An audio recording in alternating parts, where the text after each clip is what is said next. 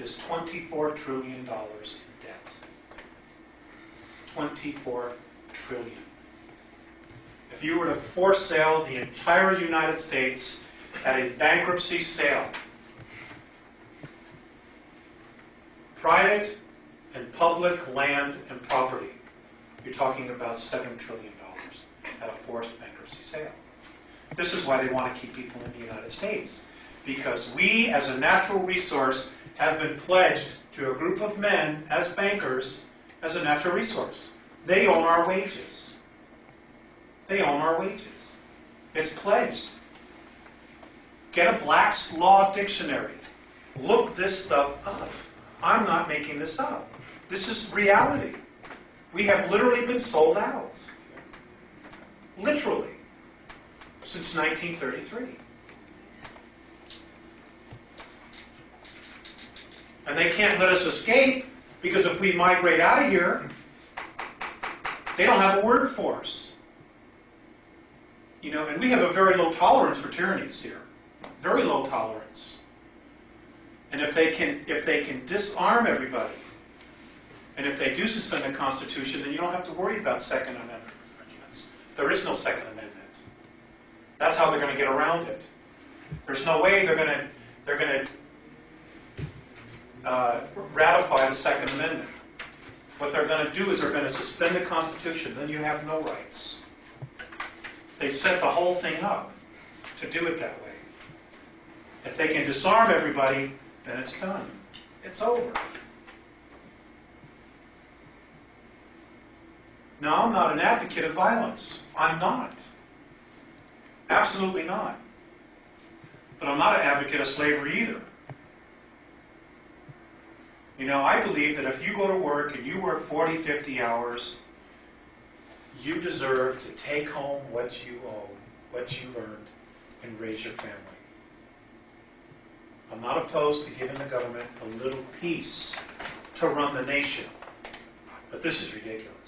What they've done is absolutely ridiculous. Right. Absolutely ridiculous. You know, we're loaning $15, $16, $18 billion to Russia. We don't have it. We're in debt ourselves. $2 trillion. We're loaning them $14 billion. And you know how they guaranteed the $14 billion to the Russians? They pledged our wages. So if the Russians don't pay, and they're notorious for not paying, we end up paying it. Did they ask you if they could do it? Did you get a chance to vote on it? No, some imbecile in Washington cut a deal that you, your kids, and your grandchildren got to pay for. It isn't right. It just isn't right. Thomas Jefferson, it's almost taboo not to even to quote Thomas Jefferson now on a university campus because of some of the things that he said. One of the things that he said was a little revolution's a good thing every once in a while. He did say that. The tree of freedom needs to be Water. fertilized with a little blood once in a while. Once in a blue moon, or water. But actually it doesn't need to be. You know, there doesn't need to be bloodshed. You know, we don't need to struggle with this. Basically what needs to happen is that all the states just have to make a decision, and the people of the states have got to get on their state representatives. They need to send people to Washington and just basically walk in and say, you guys are fired. Boom. And just let everybody go home. You're fired. Declare an emergency and re-elect an entirely new Congress and government. Get rid of the Federal Reserve.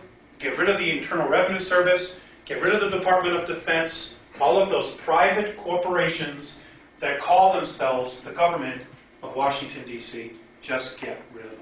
Fire it. Close the doors. Board them up. Take your National Guard, walk in there, and start all over. Just start all over. Our military is not going to shoot our people.